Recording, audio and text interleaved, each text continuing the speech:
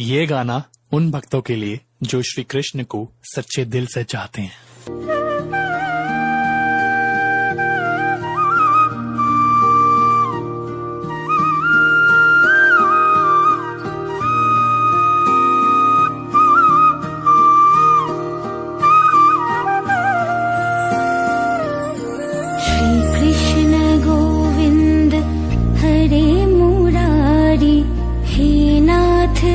Narayan